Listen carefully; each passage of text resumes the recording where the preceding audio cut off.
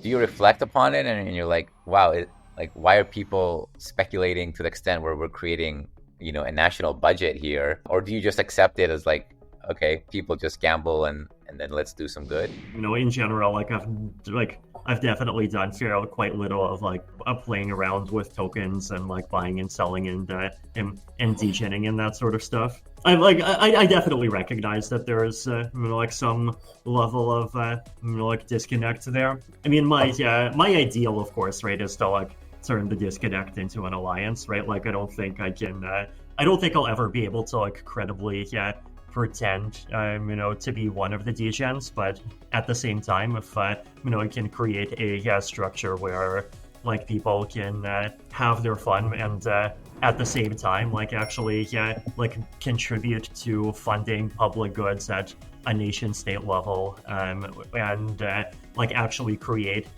probably the only structure that's independent from existing nation states that support things at that scale. That feels like a massive win-win outcome, right? And to me, creating that win-win outcome in a way that where both sides feel genuinely happy about it, that's the ideal.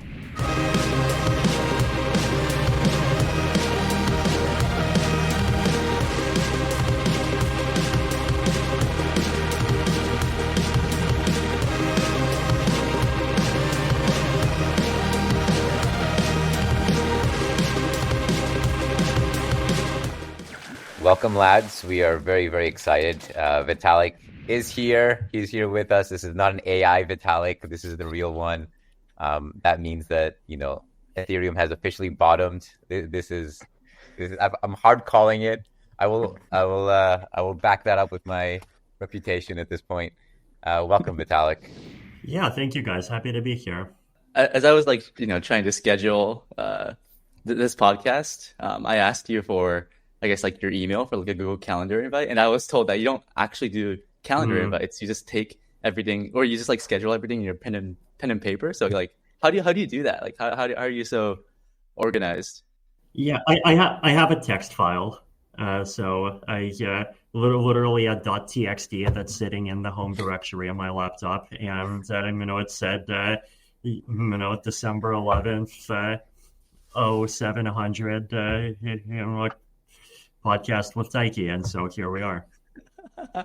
Appreciate it. Thank you. I love it. I picture there's the bell curve meme on the left and the right. It's just use a notepad, and then in the middle you have Google Calendar optimizing with all these different scheduling tools. Yeah. I'm actually very trad. Nice. I want to jump right into the meat of the show. So August 21st, this viral tweet you posted that was AI generated saying that Ethereum is good. You mentioned you were told you need to do less philosophizing, more Ethereum bull posting, and here it is. But in the spirit of the new meta, which is going around today, the AI meta on Solana and Base, what are your thoughts there? What are your thoughts on the AI agents? Is it something exciting? Is it what you expected to happen in our space this year?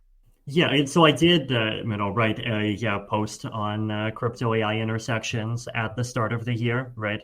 And I basically talked about four categories, right? Where it's one was crypto defining the game and AI playing the game, and then so AI as a player in the game, AI as the interface to the game, AI as the rules of the game, and AI as the objective of the game. And I think one of the things that I said is definitely that AI as a player in the game is the easier thing to do.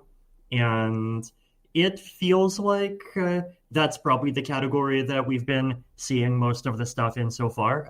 And then also, I think we've been seeing a lot of things where the goal isn't really to create an application. The goal is that you're basically just setting in AI out there, and then the AI is doing things and having fun, and people are having fun with it.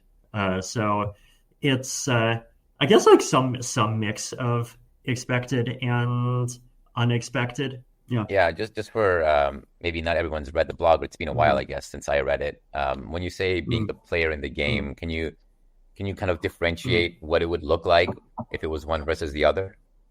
The example that I gave that kind of illustrates the category, right, is that we've actually had AI crypto intersections for literally a decade, and it's called automated market making bots playing in decentralized exchanges.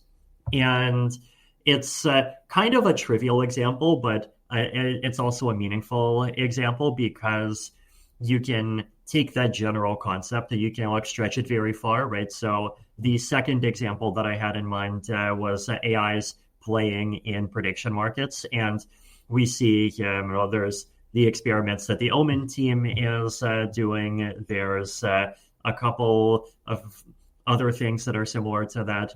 Then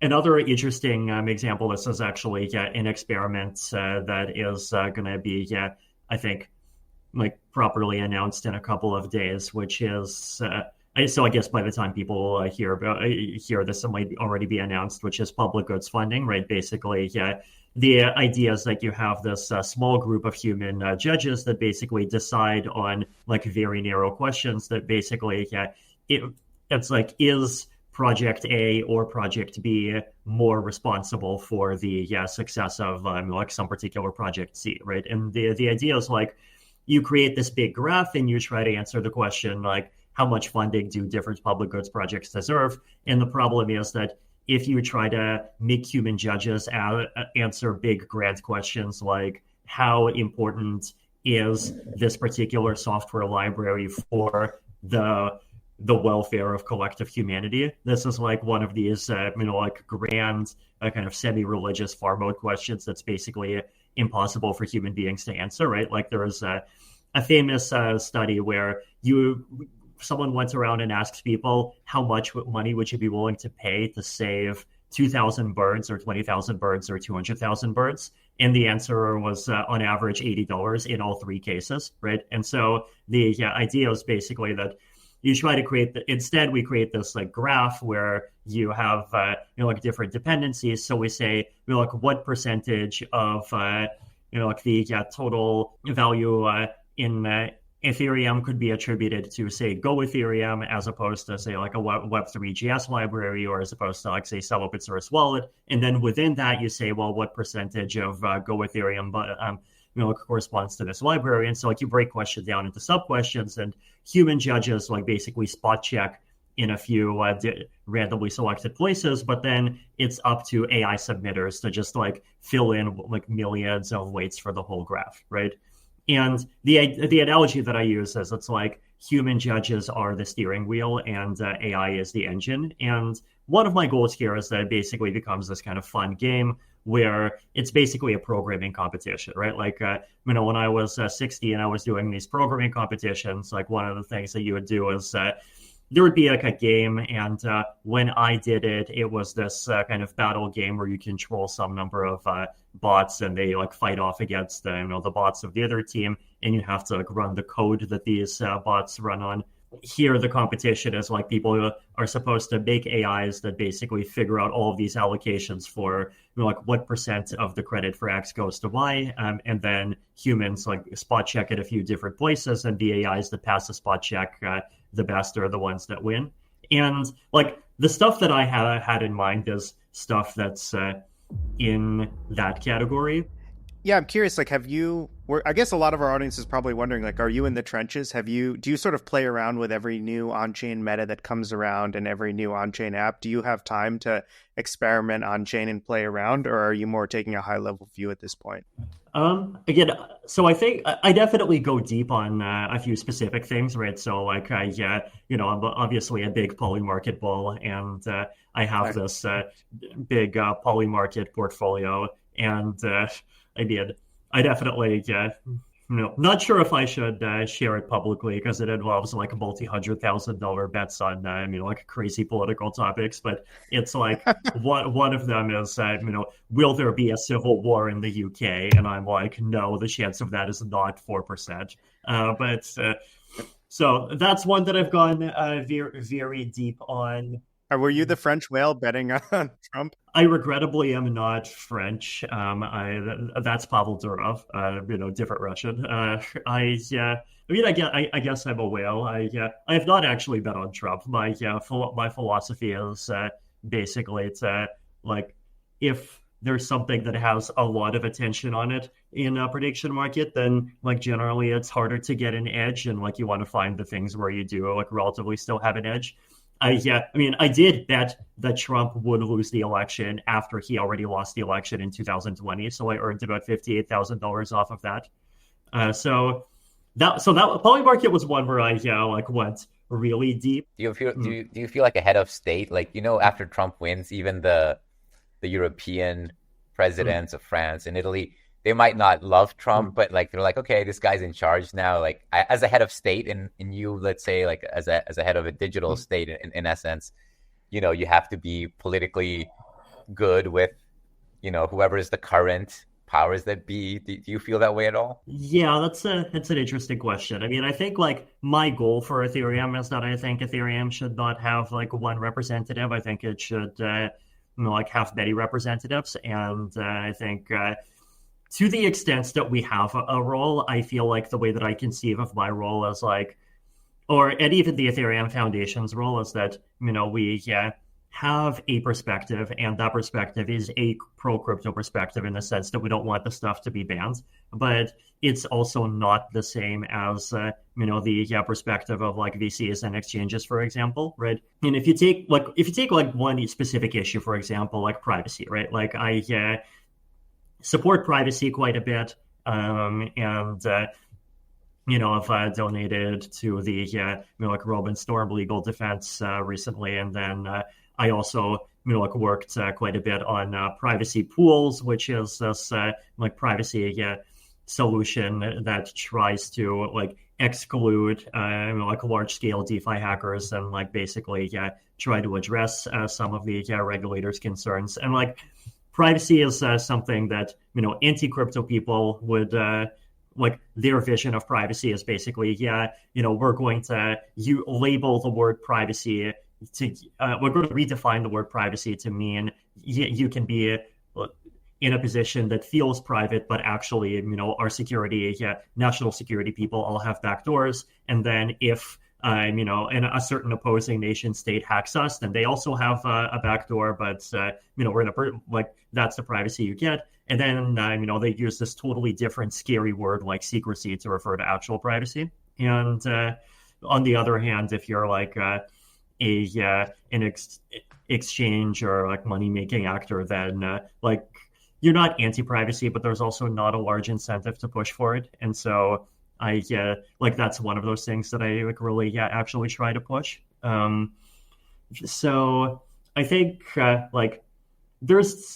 but then when you engage with all of these political things, it's important to be careful, right? And I definitely have my own experience where I went into Russia back in 2018 and met with Vladimir Putin, and there were a lot of people who said very nice and sweet things like, oh, in our country we want to try to be more open and we want to try to be less corrupt, and blockchain could be a great way to do that, and come and let's work together and then figure this out.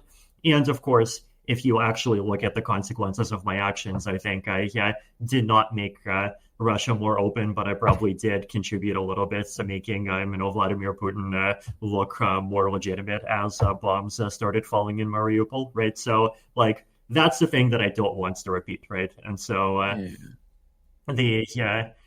so it's something that's worth being careful about. Yeah, I want to get back that.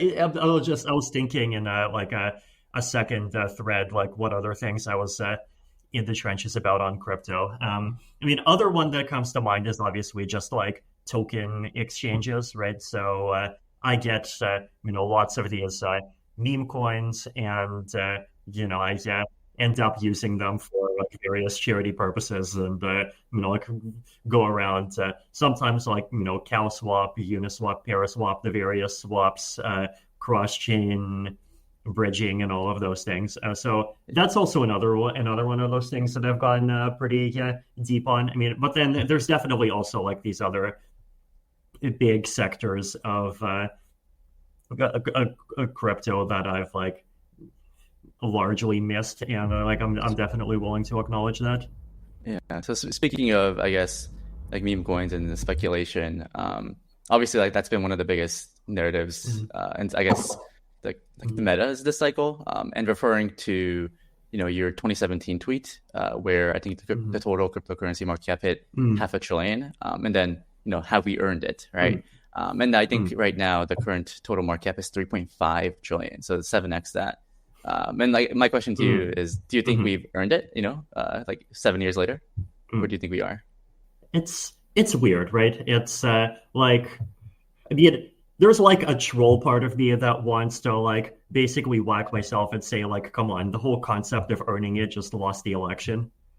So that's like sometimes you do feel a bit of that like Twitter vibe, right? Like this idea that like that is even the frame with which you're supposed to think about stuff is sort of less in vogue now than it was a few years ago. And like I think there's I think that's a pendulum that is bound to swing back at some points, right? Because you can't build a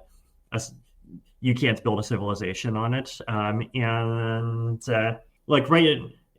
generally, I do think that the larger crypto space, and especially the kinds of people that especially a lot of the energy that we've seen in like the last 1 to 1.5 years, like there's definitely a sense in which people have kind of given up on even trying, and like that worries me, right? Can you clarify what you mean by that? Do you mean trying to value assets based on fundamentals, or trying to add fundamental value to a token? What do you mean by that? Yeah, I mean, what I mean by that is like, I think we've there was a lot of idealistic energy in the crypto space back in 2017 to 2020, and like basically thinking about this as like building new and better institutions, and creating credibly neutral platforms, and supporting permissionless finance, and building things that are meant to last, that people could get behind, like the kind of mentality that created Bitcoin in the first place, right? It does feel like there's less of that now, right? And it does feel like the game is like there's a part of the space where the game is like, oh, that like it doesn't matter, and let's have some fun. And like I'm definitely not anti-fun by any means, but like fun can't be the only thing, right? And like to me, I think the healthy thing is always when you have fun and some other objective that are kind of playing nicely together with each other, right? Because if those two sides are disjoints, then that basically creates a big problem, right? It's you want fun, you want personal financial incentive. I mean, you're such like a right curve, deeply thought guy. How much do you feel like you understand the fun side? Or I remember famously last cycle you got, like you said, to your wallet somebody sent, I think it was like half the Shiba Inu supply, or just some super high amount of Shiba Inu, and then like suddenly you check your wallet and you're like, what is this? I have some ERC20 token, billions of dollars. Like, what do you understand it? Like, do you just accept it as one of these, humans are playing, and I don't know what's like. How much? What were you thinking when you saw that? Yeah, I mean, what I was thinking, practically speaking, was like, look, there's this Shiba Inu thing, and like practically speaking, there is a huge amount of good that you can do with a few $100 million, right? And basically, I was assuming that, hey, this thing went up in a week, and therefore it's going to go down in a week, and like I have to just scramble to get those coins out and like get something out of them. And like we actually ended up doing that, right? Like we ended up funding a lot of just really fascinating biotech, right? And that's a lot of like anti-airborne disease stuff, but a lot of longevity stuff. Like upgrading medical infrastructure in India. Like the budgets that came out of that, like those animal coins, were like literally comparable to the budget of the World Health Organization, right? And like it's like same order of magnitude. Like the crazy fact you just stated of like, wow, this budget is this big. Like, is this something that, do you reflect upon it and you're like, wow, like why are people speculating to the extent where we're creating a national budget here, or do you just accept it as like, okay, people just gamble and then let's do some good?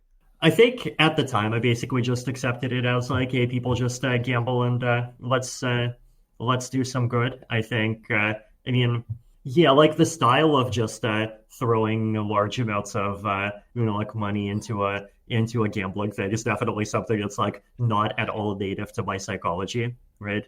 And yeah, like in general, I've definitely done quite little of like playing or playing around with tokens and like buying and selling and degening and that sort of stuff. So that's like I definitely recognize that there is like some level of like disconnect there. I think I mean my ideal, of course, right, is to like turn the disconnect into an alliance, right? Like I don't think I'll ever be able to like credibly pretend to be one of the degens, but at the same time, if I can create a structure where like people can have their fun and at the same time like actually like contribute to funding public goods at a nation state level, and like actually create what probably the only structure that's like independent from existing nation states that support things at that scale. Like that feels like a massive win-win outcome, right? And like to me, creating that win-win outcome in a way that where both sides like feel genuinely happy about it, like that's the ideal. I wanted to ask you, Vitalik, about something that's, I would say, one of the main conversations I'm seeing on crypto Twitter and very popular to talk about and very contested in the Ethereum community. And that is this topic of Ethereum's North Star. I guess there's two questions here. Like, does Ethereum lack a North Star? And if not, what is the North Star? This post sort of lays out, like Bitcoin we accept as this digital gold. It's secure. They don't do much, but they do one thing really well. Solana is decentralized NASDAQ, or as Jordy put it, maybe it's more like decentralized Macau. Like, where does Ethereum fit here? Solana is faster and more performant, but less decentralized, but you have Bitcoin on the other side of the spectrum for your security and decentralization. It's like, where is Ethereum in all of this? Yeah, I mean, so I think if you like think about it in the frame of those categories, the really important insight is that like those categories actually will make the most sense when they're together, right? And the reason why is basically that if you have Bitcoin as digital gold, but then you separately have this other layer that does the financial stuff, then if you want to use your Bitcoin on that other layer, then you need to have trust, right? Like you need to basically have some kind of bridging mechanism. And because the bridging mechanism is not native, it has to be backed by some kind of individual, some kind of multi-sig. And there's people who are fine with that, but then in practice, what we saw is like, there's like I think Bitcoin Go, like WBTC multi-sig that people trusted for a long time. And then I think it ended up like recently being bought by Justin Sun or like something like that, right? And the problem is that if you try to separate the gold from the functionality, then you just have this like really big gaping trust hole, and you end up having this constant risk of like basically ongoing Mt. Gox and FTX type situations, right? So and like this is something that I've been like basically consistently saying for like almost the last 10 years, right? I have a post from like I think 2018 where I said something like I think it was called like base layers and functionality escape velocity, where I basically argued that like the optimal thing for a blockchain is to like be Bitcoin plus a little bit more, and the little bit more is just enough so that you actually can have these trustless connections to other things, right? And I basically argue that the little bit more is like one, a little bit more scripting so that you get, what I call rich statefulness, what some people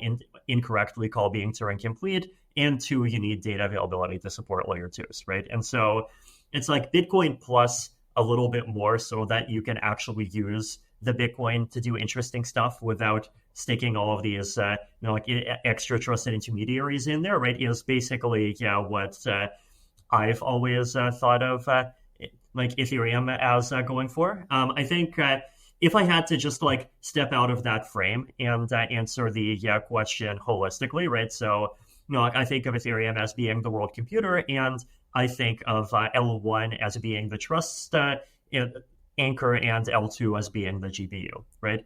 And L2 is uniquely able to be powerful precisely because it's sitting on top of the L1, right? Like if you're on if you want a highly performant L1 and that L1 takes centralization trade-offs, then like if it breaks, you're screwed, right? But if you're on a highly centralized L2, then no matter what happens to the L2, you can take your coins out, you can withdraw them, and you can actually get them back on the L1. Just to like try to make sure that we understand correctly and I understand it. What you're saying is, Bitcoin has all these great properties, but if you want to actually use your Bitcoin, have it programmable, do more DeFi stuff, as we know, it's not sort of like designed for that.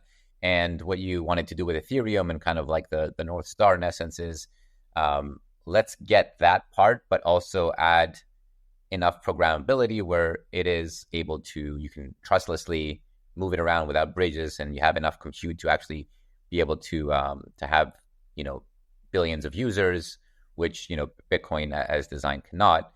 And it being that the case, does it mean that the way that, Ethereum wins this category of programmable money, is it by being better technology than the other layer ones? Because once you go down that slippery slope, isn't it sort of like, well, the next guy can also say I'm Bitcoin plus plus and I'm Bitcoin plus plus plus now? Like, how do we frame that? Yeah, so this is why I use escape velocity as an analogy, right? So, from Earth, escape velocity is 11 kilometers to get out of Earth orbit, 11 kilometers a second to get out of Earth orbit, 17 kilometers a second to get out of the solar system, right? And then once you go past the 17 kilometers a second, then you can basically go anywhere, right? And right, well, actually, to get out of the solar system, I guess you would have to combine really 11 and the 17 to jump out of both gravity wells, right? But then once you're past that hump, you can go anywhere, right?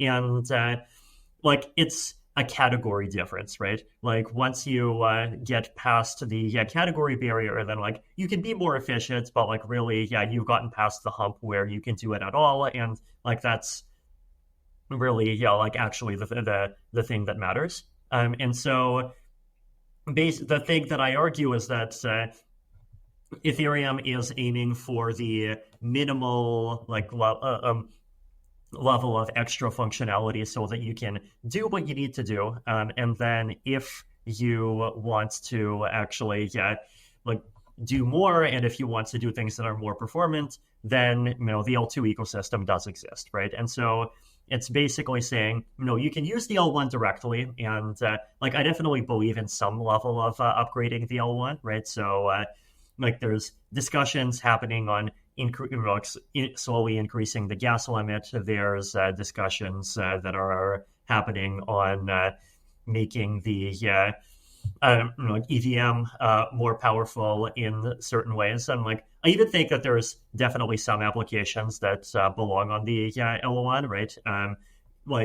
I think one simple reason why, right, is if you think of certain kinds of high value DeFi, if you have a liquidation happening, then a liquidation happening at the same time as some crazy, L2 shutting down that requires everyone to do, some kind of massive withdrawal thing, that's more dangerous than just it being on an L1, right? So I believe some things should happen on L1, but in general, I feel the frontier of performance is the L2's job to pursue, and I definitely think that Ethereum should not fall into the trap of being a tech company, right? Because tech companies, they get rotated every 20 years, right? So, you talk about, we can talk about the idea of being a decentralized NASDAQ, but then the reality is the market cap of, regular NASDAQs and NYSEs and all of these are in the low tens of billions of dollars, right? And so if you want to make something timeless, then you can't be directly playing the frontier technology game. What you need to be doing is playing the game of being an environment that's welcoming and attractive for other people to join you and to keep playing the frontier technology game along with you, right? And that's something that Bitcoin also has tried to do, right? And obviously it's had the Lightning Network, but then Bitcoin basically has a hard time, and my argument why is that like it hasn't quite reached escape velocity, right? And so like that's the balance. You want to get to escape velocity, but you don't want to like actually play the game of like accelerating to light speed as a base layer. Vitalik, I want to ask you, like on this note of decentralized NASDAQ, Solana, obviously they've done a great job at building community, growing, competing with Ethereum. I'm curious, like, what do you think we as the Ethereum community can learn from Solana? And then also on that note, if you were starting an L1 today from scratch, how would it look differently than how Ethereum looks today? What would you do differently? Yeah, I mean, I think, okay, so one like big mistake that I think Ethereum did actually make probably back in the 2020 era is we were definitely like late on the switch from like valuing research and ideas to valuing software execution. And I think Solana was pretty early on the game to like actually valuing, like getting that last bit of optimization out of software. And I mean, that's a game where like even Solana's predecessors, like things like EOS were really doing before as well, right? And like that side of things is important, and that's definitely not something that like Ethereum culture circa 2020 emphasized at all. And I think that was a mistake. I think these days that's a mistake that's been like largely corrected for, right? And you see Paradigm and Reth, you see Nethermind, you see this collection of teams that's really started to focus on and like value that high performance side of things. So it does exist in the Ethereum ecosystem now, right? But at the same time, there is a lag. If I was starting Ethereum now, I think I don't think there's like one big answer, right? I think there's like a lot of little answers. So like if you think of the Ethereum, if you just look at the Ethereum spec, like it's definitely maybe 3 or 4 times more complicated than it needs to be, right? And there's these other projects, like things like Mina, like projects that are basically trying to make like ZK friendly, minimal, simple, beautiful L1s from scratch. And I think, and Justin has the beam chain proposal, and I think the beam chain proposal basically is like a way to try to replace Ethereum with that on like a 5-year time scale, right? But there, I mean, I know like he got whacked by the internet for, the 2029 number a lot, right? And I think they're like the argument, like, I think what we're actually trying to do, right, is like in the next 1 to 2 years, we want to focus on delivering features that users really need. Just on the, you mentioned Justin presenting this like super long 2029, and I guess like you're right, like for our audience, I'm sure this was something that we all saw the reaction. We all had like similar reaction of, is Ethereum kind of the European Union? Which we love Europe. I'm European. I'm sure you love Europe as well. It's a great place. It's been around a long time, but in the sense of maybe this is where it all started. But the European Union at this point, does it have similar issues as like the Ethereum Foundation, let's say, and this Ethereum progress, where let's say Solana is the US, you just very capitalist. Just okay, let's take some shortcuts. Let's get the performance. Activity happens, and we'll fix it later. We'll decentralize more later. We'll fix it. Do you feel like the criticism is valid in the sense of everything is happening now? The world is forming. There are path dependencies on scale and escape velocity and these things that you mentioned, and having a mindset of like too much philosophy, not enough urgency to improve things now and really kind of listen to feedback and respond to feedback. Is that something that maybe is valid to reflect on, or how do you think about it? Yeah, and so I think among people who think about politics, it's a pretty standard opinion that the goal of democracy is not to be great. The goal of democracy is to not be Hitler, right? I'm basically, democracy is this kind of variance reducing machine. And it does mean that you're not going to build amazing skyscrapers that you see in Dubai, but, it does that you're not going to launch a crazy invasion of half the world, right? And the and like to me, like that aspect of things is important because ultimately blockchains are about giving people confidence, right? If you don't care about giving people confidence, then like eventually you can just get out competed by a server, right? And so that's like the good part of like that kind of approach. Now, the idea behind capitalist democracy, at least when done well, right, is I've heard it described, I forget by whom, maybe Samo Boria, maybe someone else, as it's like capitalist democracy is how, and like, and especially sort of, billionaires as an institution is like a way for democracies to have their own pet dictators so they can have the upsides of dictators without the downsides, right? And so the argument is like, okay, the US is not going to have a government that builds all of the fancy skyscrapers like Dubai. But on the other hand, it has Elon. And like the best thing that Elon can do is take the US to Mars. And the worst thing that Elon can do, well, he does not have the ability to put you in jail, right? And like the worst thing that he can do is fire you. This is the argument, right? This is the theory. And the theory is like it's this kind of barbell approach, right, where you have the political machine, which is variance reducing, and then you have the capitalist machine, which is variance increasing, and then the job of the political machine is to basically let the capitalist machine sort of run the program, but constrain it from like basically the 80-20, like the 20% of the worst stuff that he can do that actually might do 80% of the damage. And so the equivalent of this in Ethereum, right? I think historically our philosophy has been that the L1, L2 model is like all about trying to do that, right? So it's like in this analogy, the L2s are the pet dictators, right? But they're still constrained by Ethereum. And but they're able to deliver scale, they're able to deliver speed, and I definitely think it's like worth reevaluating like what aspects of that have succeeded and what aspects of that have failed, right? So the biggest criticism, I think there have been two criticisms, that probably maybe like a few criticisms this year, right? I could go in the list, right? So number one is obviously interoperability, right?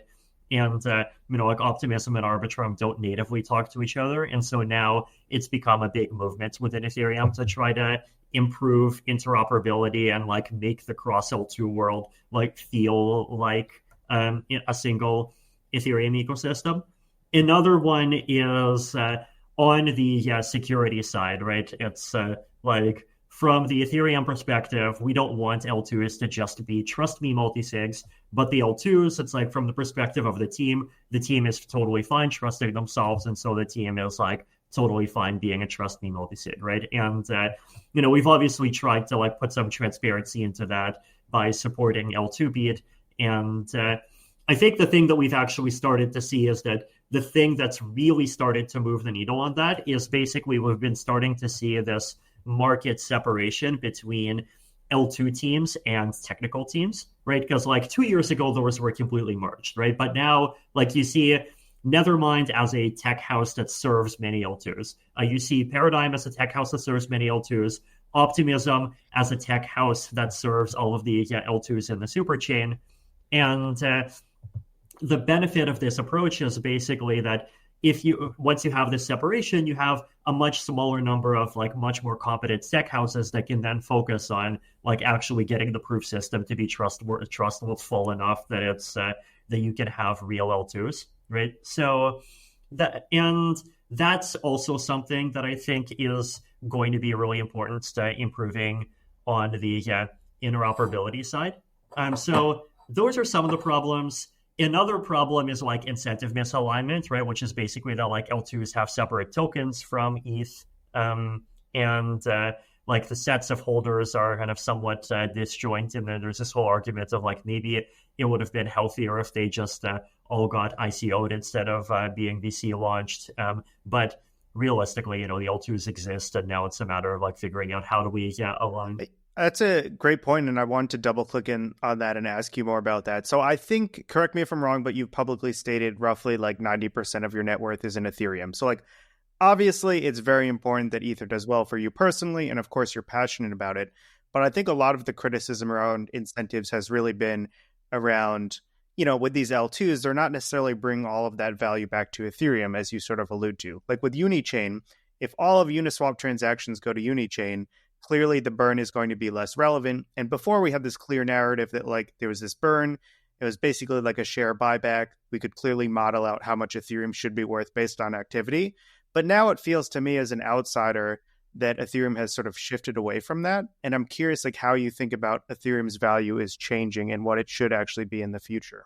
Yeah, I mean, so I think there's like a couple of connected questions, right? One of those questions is like, where does the value of a cryptocurrency even come from? And like, honestly, like, I think we should acknowledge that a big part of the value of a cryptocurrency is like total voodoo, right? Like, you see amazing technical projects and almost all of them are worth much less than a cryptocurrency whose only value is a famous internet meme dog, right?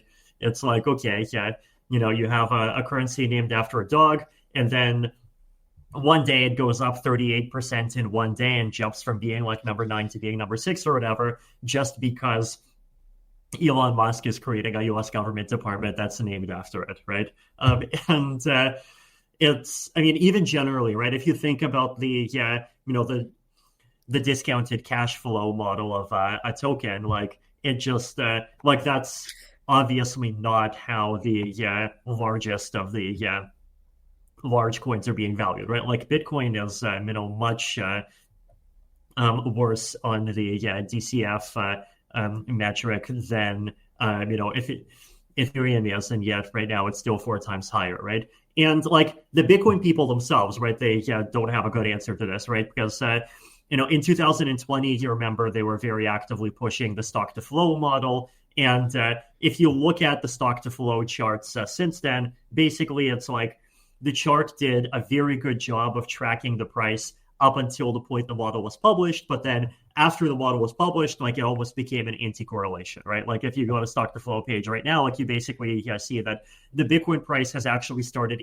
increasing after the stock to flow predicted price stopped increasing. Like that's almost like literally what's happens right now, right? And so there's like a huge amount of this kind of uncertainty. And so I think there we go. Yes, exactly. Right. So right, it was the other way around, right? So you see how the Bitcoin price was going up while the stock to flow was a flat line. And then as soon as the stock to flow stopped being a flat line, Bitcoin itself became a flat line, right? I mean, Vitalik, like in some sense, it is voodoo in some sense because, these are chaotic systems with, thousands, millions, billions of people interacting. And, it's sort of like this AI thing where you have all these weights and you don't exactly know what's happening.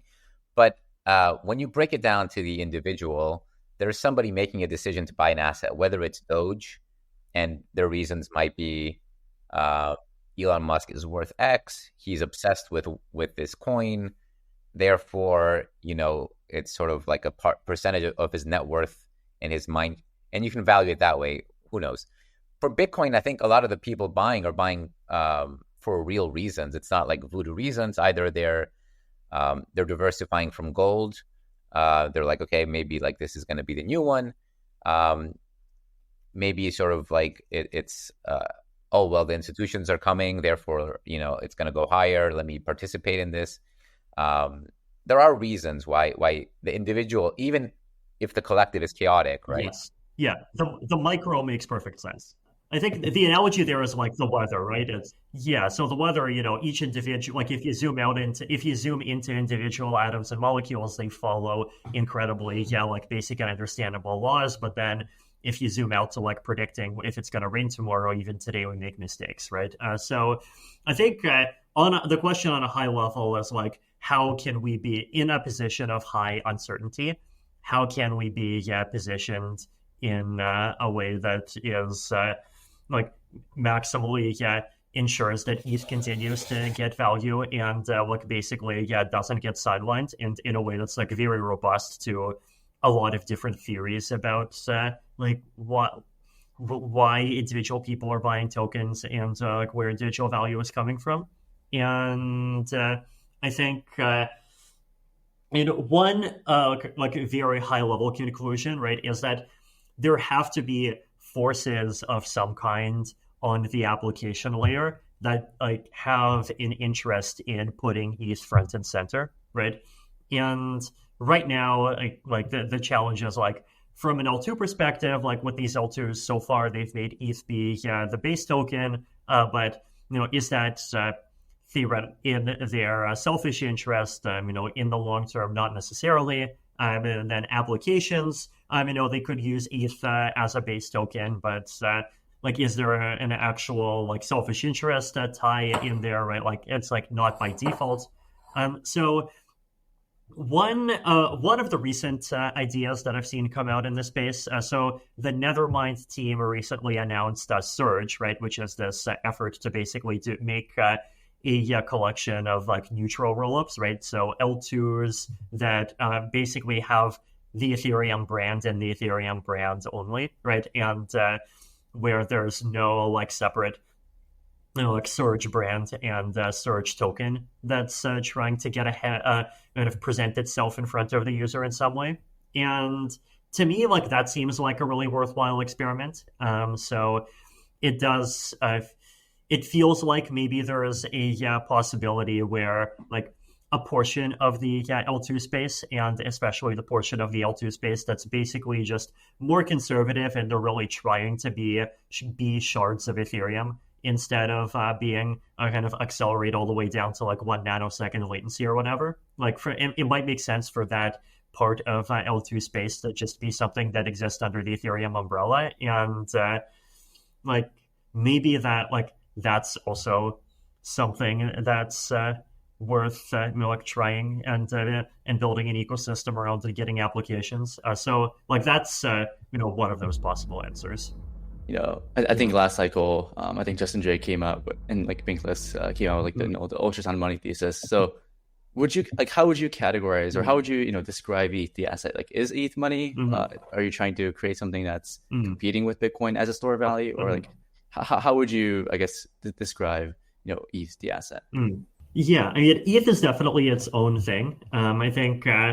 To me, like the Bankless, thesis of a triple point asset is one that is like, it's like one of those old memes that I think is worth breaking back, right? In the sense of, it is a, store of value commodity asset similar to Bitcoin, but at the same time, it has a strengthened position because it also has access to these extra tailwinds and, MEV burn is a tailwind, DAP1559 burn is a tailwind, being used as collateral in applications is a tailwind. And for Ethereum to prosper, like basically either the store of value thesis on its own works out, or any one of the tailwinds needs to be strong enough to support it, right? So like that to me is the value proposition behind Ether, the asset, right? And, we've definitely had periods in history where in any of those tailwinds have been very successful. Yeah, Vitalik, so I know like we've mentioned so many different ways to value Ethereum, but I feel like people in our space in some ways are like scared to admit that however we try to model these things, we just don't know how to value them. Like Anatolia said, Solana is not money and it shouldn't be looked at like that. Most people in the Ethereum community think it is money and should be looked at that. Like, do you have a mental model on how to determine when ETH is overvalued or undervalued? Like, what are you looking at to determine that? My honest answer is I don't, right? Like, I feel like I have a high level long-term view, which is basically that like gold currently has like a 10 to 20 trillion dollar market cap, but honestly, like gold is kind of lame. Gold has, gold definitely requires trusted custodians to do things with. Gold is, not permissionless and censorship resistant. And I think to younger generations, the psychological idea of tangibility is like itself becoming more digital than physical, right? Like being able to hold something with your private keys is like as tangible as being able to hold it in your wallet. And so I don't see any reason why like the store of value premium that gold has can't just like really substantially migrate over to crypto as an asset class over the next couple of decades, especially as people who grew up in a much more crypto native than gold native context are going to just continue becoming a larger and larger share of the economy.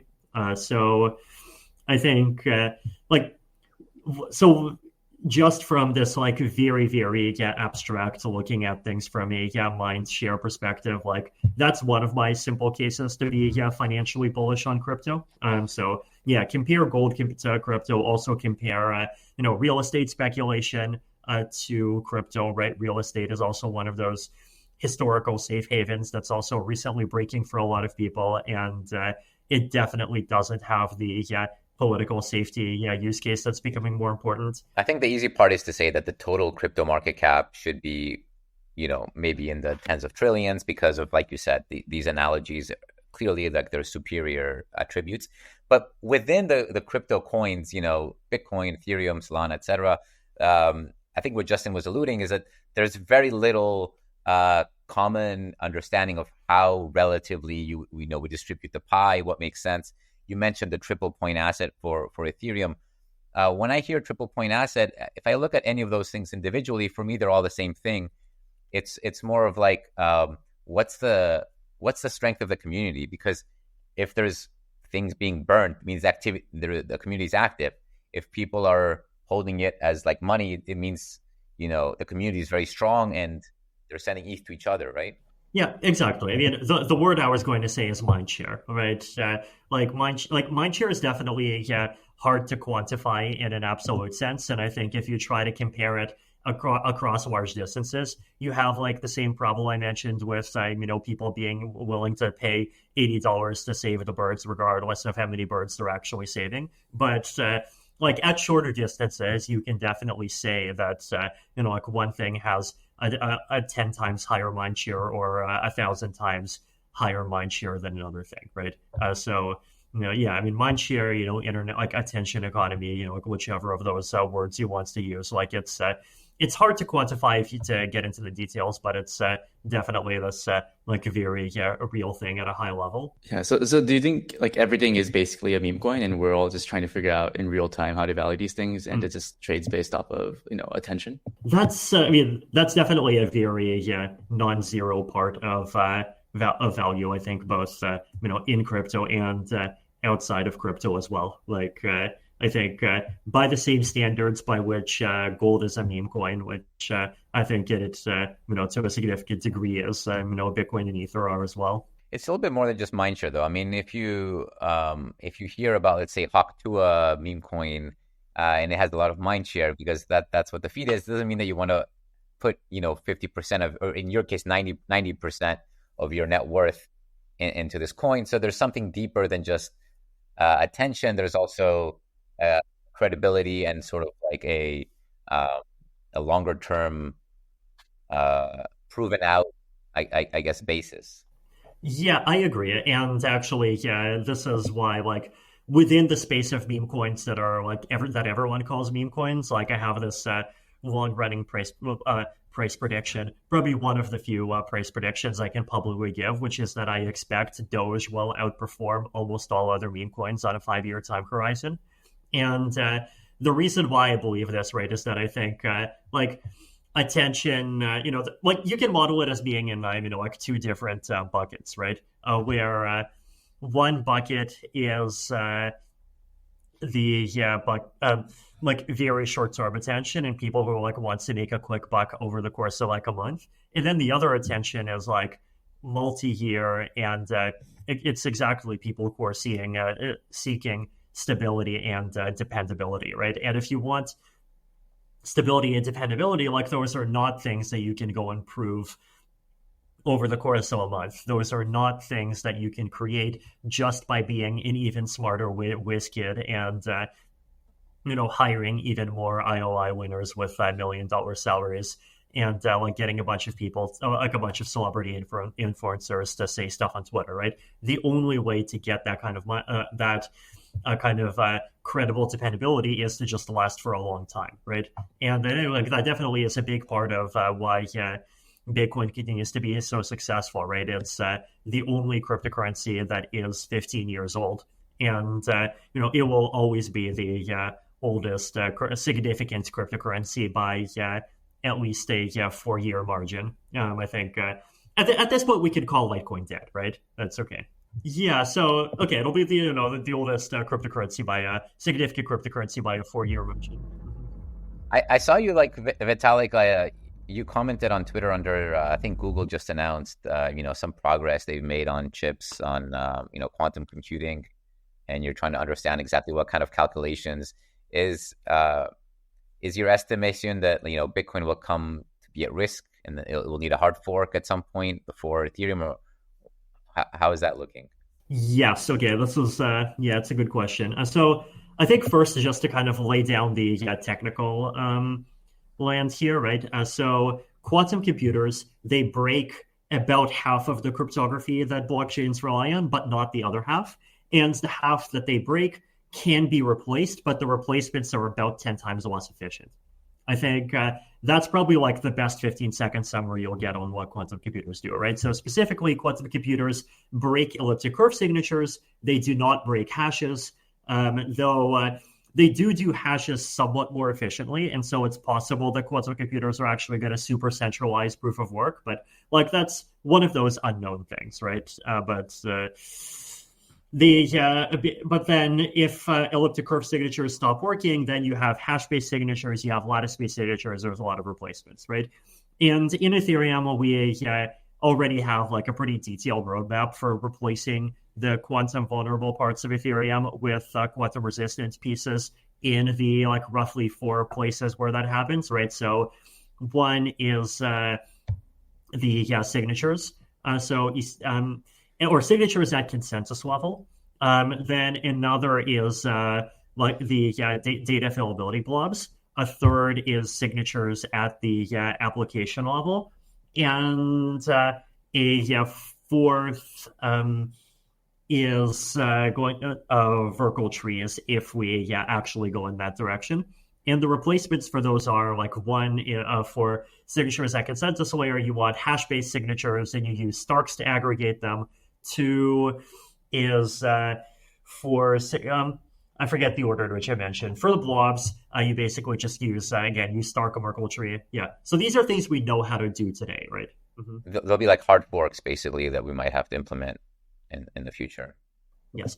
So 3 of them will be hard forks, and then another for the account layer. This is one of those reasons why I've been such a big proponent of account abstraction. I mean, I have like 4 different reasons to support it, right? But like account abstraction is basically saying instead of your account being verified by ECDSA, a native account gets verified by arbitrary EVM code, right? And because like obviously EVM code is powerful, and so it solves like 4 different problems at the same time, right? And one of those is quantum safety. So part of that is like actually having the protocol features, and then part of that is actually like getting like a user is upgraded in time. Is Bitcoin going to need a hard fork sooner than later, given it's more ancient cryptography? Yeah, well, so Bitcoin, right? So Bitcoin does everything with soft forks, and so what they'll need to do is they will need to add a signature scheme that is quantum resistant. And the challenge is that quantum resistant signatures are about like 10 times bigger than elliptic curve based ones. And so they will have to either increase the witness size or experience a reduction in capacity. Like the most practical way to do this stuff is to actually do cross-transaction signature aggregation. So basically, you have, on average, something like 180 transactions in a block. And then each of those transactions has its own signature.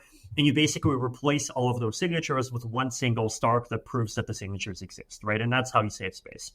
And I think Ethereum is able to do things like that. Bitcoin theoretically can, but they're going to have to get comfortable with some pretty advanced technology that they've been resisting so far.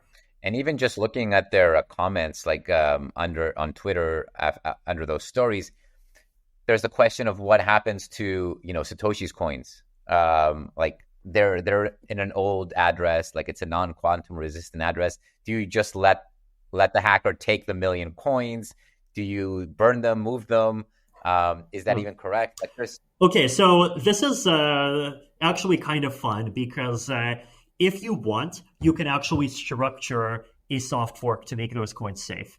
Probably. It depends on how they were created. Basically, the trick is that most actual users, their private keys were not just created directly by a random number generator. Most people's private keys, they were created by hashing a seed phrase. And so what you do is you basically replace the verification algorithm with a verification algorithm that says, give me a Stark proving that you have the seed phrase. And I'm not sure if this works for Satoshi because, I think back in 2009 and 2010, probably each individual private key was just separately randomly generated. In which case, either he's screwed or he's going to have to actually move those coins and possibly reveal information about himself, which is going to be interesting. This is the issue with Bitcoin. It's like they've been leaning on the fact of this concept, like, we're not changing anything. We're going to leave everything as it is. But there will be force points. One is quantum. The other one, of course, is just like the halvening at some point creates possibly a security issue. There will be forced at some point to, like you said, make tough decisions on things that maybe they would rather not deal with. But somebody collectively, and then there's a coordination problem because some people will just want to let those coins get stolen. Some people will want to burn them. Like, it will be a big problem. Yes, it definitely will. Yeah, I think. This is, I think, one of the tail risks for Bitcoin always, right? Which is I think they strive to have the legitimacy of gold, but the reality is that, gold doesn't have core devs, Bitcoin does. And gold is not vulnerable to 51% attacks, Bitcoin is, right? And so you have a couple of these tail risk situations where quantum computers are one. I think another is transaction fees just being not enough to pay for security. And a third is mining centralization. Basically any one of those three things could turn into a situation. And if it turns into a situation, then they're going to have to scramble to solve it. And they don't really have machinery that's good for scrambling and solving, right? Correct. They don't have a consensus machinery. I mean, nobody does. I guess, on the Ethereum side, we kind of accept that there's still some core system that will decide. But on the Bitcoin side, they're really, it would be a mess. Yeah. Yeah. On the Ethereum side, it's 5 different client teams, right? So I think the last time actually, we did scramble and solve something was, this is one of those really ironic fun facts. The only time that the Ethereum blockchain had a serious consensus failure, guess who sent the transaction, who caused it? You? It was me. Yes. No. Yes. Basically, okay, so what happened was this was in the context of the 2016 denial of service attacks, right? For the tour there, basically, this was this really fascinating moment in history where there was some anonymous attacker who kept on discovering every single vulnerability in Ethereum clients that would cause blocks to be really slow to process. And eventually, he found a vulnerability that allowed him to just bloat up the Ethereum state and fill it with 20 million empty accounts really quickly. And so we had to implement a hard fork, and we basically scrambled and did an entire hard fork from start to launch in 6 days. And then part of the hard fork involved this pretty tricky mechanism for getting rid of those 20 million empty accounts.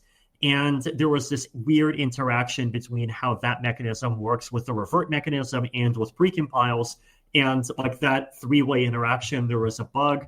And I was the one who was sending the transactions that was actually triggering the cleanup. And at some point, I set the one that was actually triggered, cleaning up a precompile that had state. And that caused Ethereum to split in half, and basically everyone scrambled and got together and fixed it in about I think 12 hours total, right? So the machinery exists, and of course what we want ideally, right, is we want machinery that has legitimacy to fix technical problems, but not to screw around with EVM applications. And as a viewer, you decide whether or not we've achieved that. Vitalik, we're cognizant of your time. We'll do a couple quick fire questions, just maybe get 1-2 minute kind of thoughts, and then we can do our pasta of the week. Justin, you wanna shoot one out? Yeah, Vitalik, I'm building in this space on the journey to trying to find product market fit. I'm curious, like, have you ever thought about building a consumer app on Ethereum? And if you have, what's the idea? And if you haven't, like, is it something you'd consider in the future? Like, I definitely have ideas for applications, right? And I definitely kind of blab them out on blogs or blab them out to other people at various times. I think, one of the things that I've recognized about myself is like, I'm definitely not the conventional, company executive, in the sense of, I'm not the sort of Elon Musk type. Okay, chop, chop, chop. Let's like 60 hours a week for 2 weeks and like Chop, chop, chop. force everyone together and like make rapid decisions and yell at everyone who disagrees and quickly fire 3/4 of them so it gets done faster, right? And like, I'm definitely, the type that's kind of a more airy-fairy philosophy. And so, the way for me to be productive is to not try to be that character myself, but to try to, like, basically help empower and help influence and give support to other people that are that archetype. You prefer instead of building the app, you're happy to sort of give the ideas out and just have other people, go through that. Give the ideas.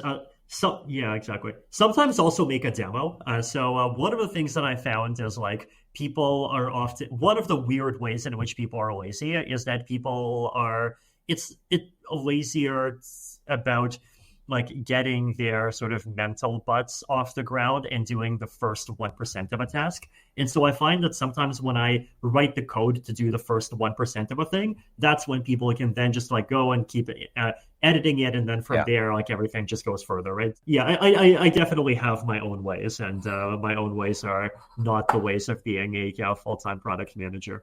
I just want to ask quickly on sharding, Vitalik. Like, this is something as a layman, I don't fully know. I know it was part of the roadmap, and then it kind of got taken out. But then I see a chain like a Near say they're doing sharding. Maybe it's still possible. Like, can you just give me like a 30-second? Like, is something wrong with it, or what's the deal? Ethereum with functional L2s.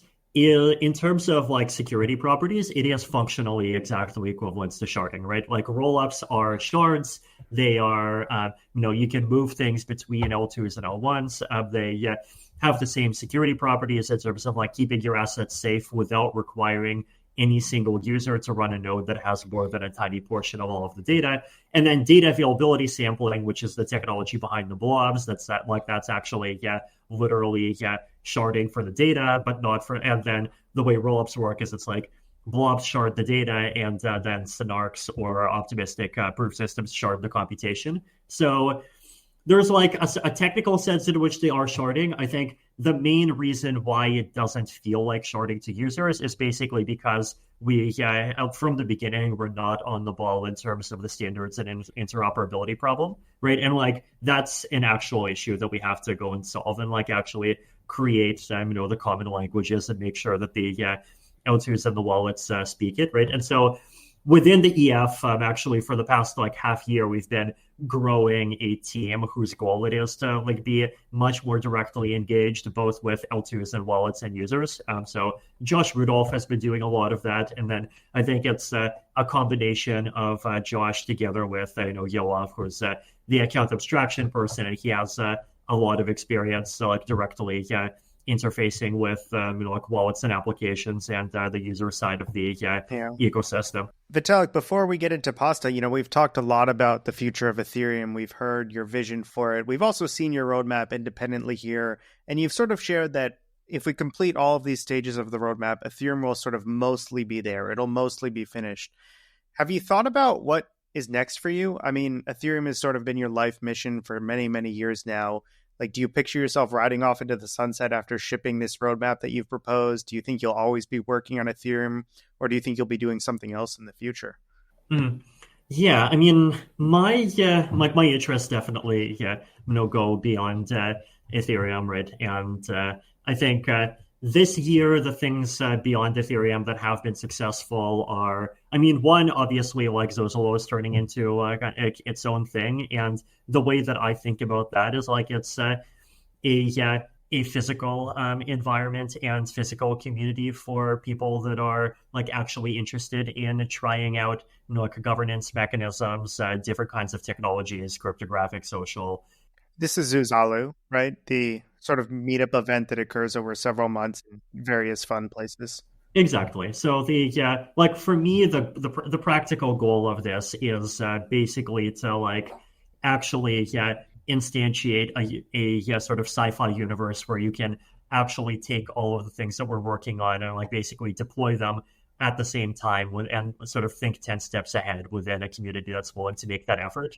Also, the DIAC movement is one, right? So I published this post on Techno Optimism about a year ago, and so my intention there was basically that, like, I think the surrounding kind of political and social philosophy behind crypto and Bitcoin, like, you know, I talked a bit earlier about how like I'm unhappy about some of the nihilism, and one of my intuitions behind why is basically that there are ideas that are 15 years old that haven't really been updated, right? So if you think of the Bitcoin Genesis block, right, the thing that it says in the header is like, I think it's like the Times 3 January 2009 Chancellor on brink of second bailout for banks, right? And it was like very focused on the ills of the financial systems and banks and bailouts. And those things are important, but if you just go out and ask a person today, what are the top 10 issues plaguing the world, then the stuff that Bitcoin people were saying in 2009 and 2011, like that doesn't really resonate, right? Like if you think about,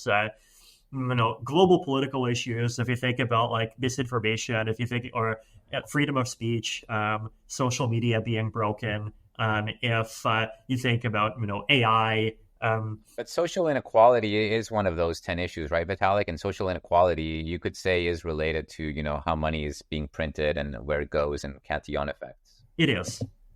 Exactly. Yeah, I mean, I do think that like money printing in particular is probably responsible for like less than 10% of that. But I do like in countries outside of the West, like having access to a financial system that just like works internationally like is huge and it's very important, right? So like I personally use crypto for international donations all the time as well, right? But and then I visited places like Argentina, Turkey, and different African countries, Ukraine. Like I've definitely seen firsthand how when other things break, the crypto payments are the thing that does not break, and I think that's important. But I think like there's value in viewing it as part of this bigger picture, and like I think if we want to have a narrative that can really engage people on that level, like I think it's important to really bring in some of those other things as well, right? And so the question that I answered in my post on techno optimism is basically like, what is a good path for technology in general to go that does not like one is not sort of European style degrowth, stagnationism, and like let's solve problems by going back to living in cottages, and two is not kind of accelerationism into blowing up the world, and three also is not something that just leads to like massive centralization of power.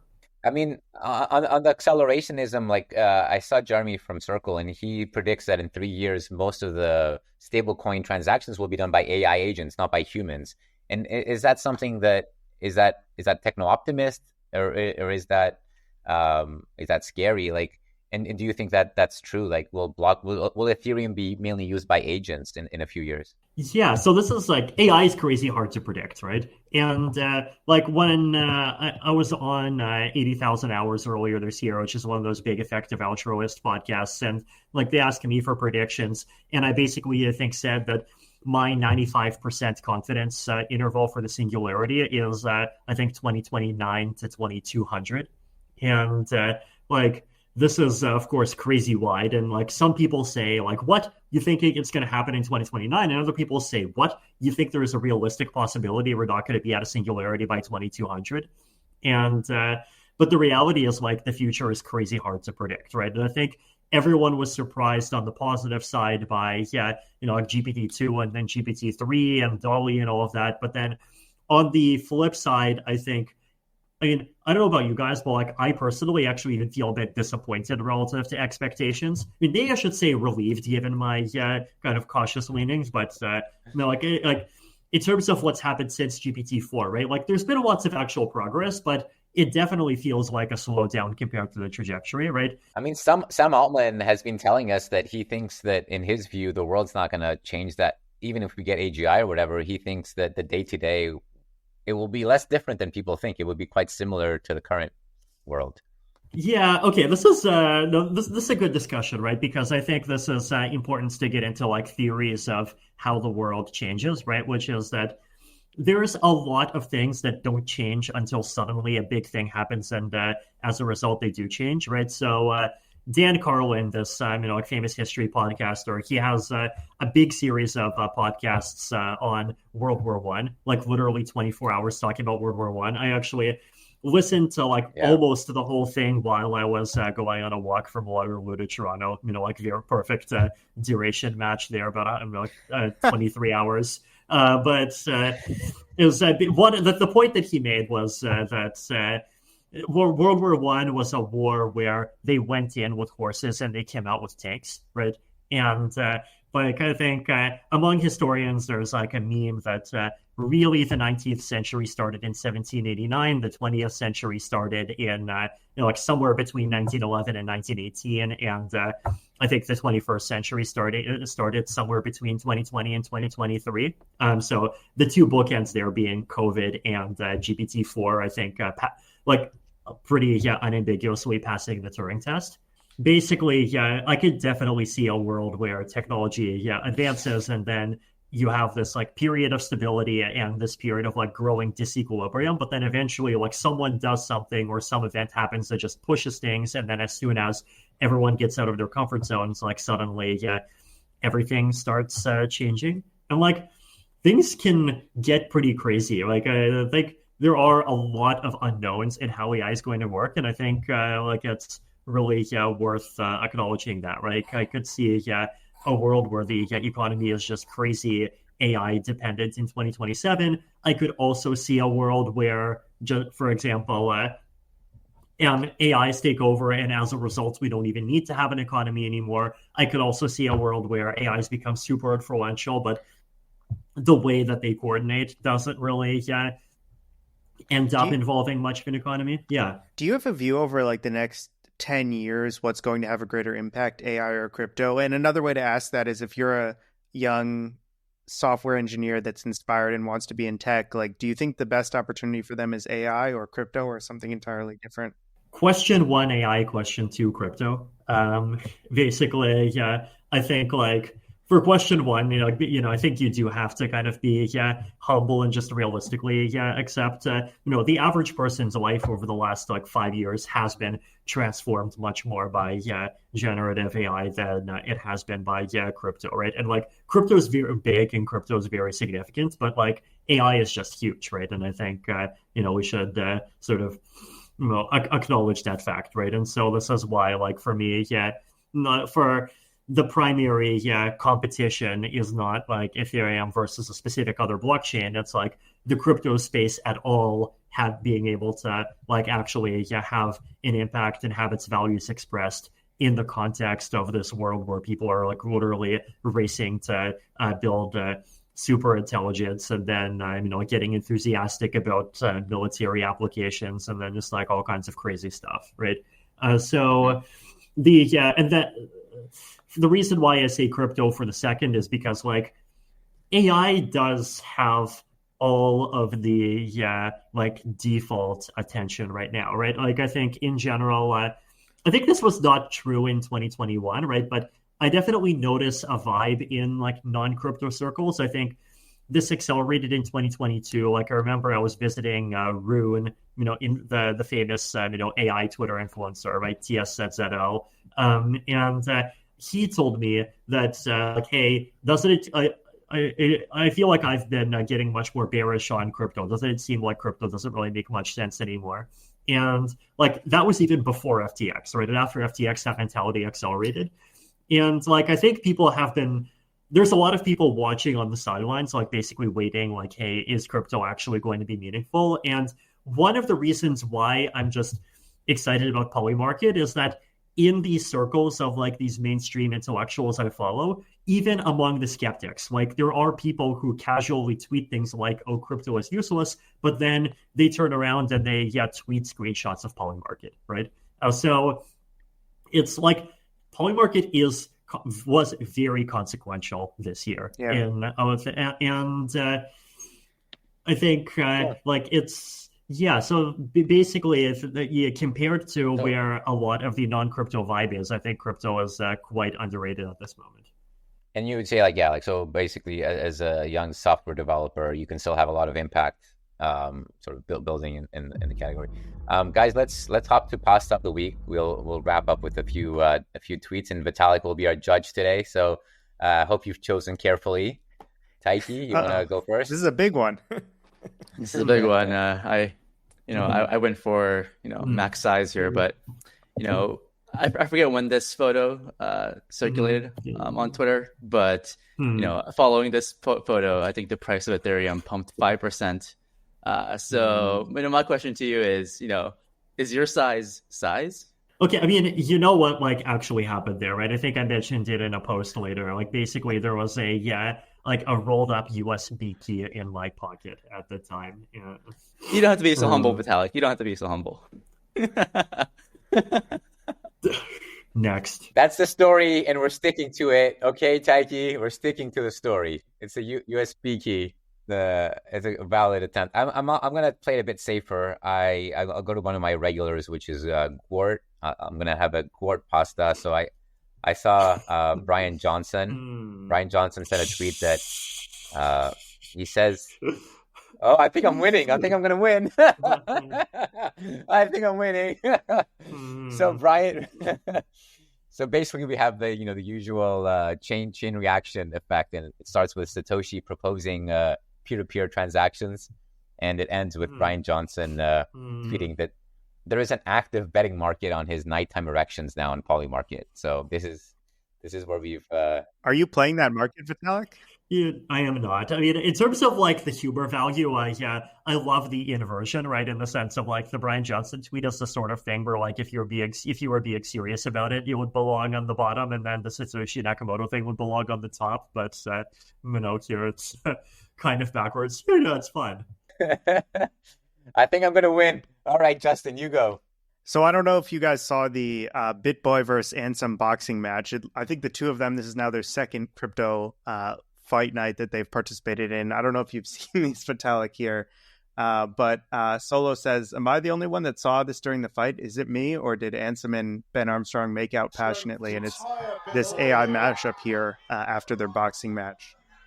The AI is getting crazy. The AI is just insane.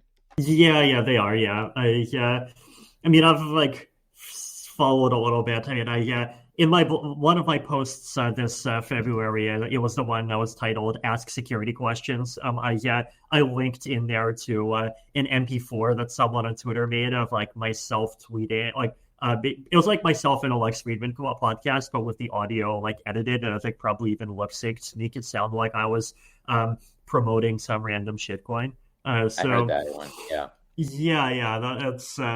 That's the stuff is definitely getting crazy. Do you watch the crypto fight nights at all, or is that something you would ever participate in? I do not. Me either. Maybe chess boxing, if it was chess boxing, maybe. Yeah. I mean, I think I think it was I think this was my mom's ex-husband or like some family member told me, the standard martial arts advice is that the best way to win a fight is to run away from it. And I've been doing my 20Ks lately, so I don't know. Is that like too beta for this channel? Do I need to like have more alpha energy and punch people? No, it's stage advice. Advice. Okay. No, that's. Yeah, I mean, crypto fight nights, but we should also do like crypto chess night, and then maybe a crypto marathon night, and just like we should have Charles Hoskinson run at 20K and see how that goes. That'll be interesting. All right, I got the approval. Vitalik, who is the pasta of the week winner? Yeah, I'll take the Brian Johnson one. Okay, all right. I get the chef hat Ah. for this one. It seemed to get it got the strongest laugh. Cool. Well, Vitalik, thank you so much for joining. We've been excited to have you for a long time, and we're glad that we made this happen. Thanks so much, and hope our audience enjoyed it. Yeah, no, thank you guys too. Yep, catch you soon. Catch you soon. See everybody next week. Bye bye. See you.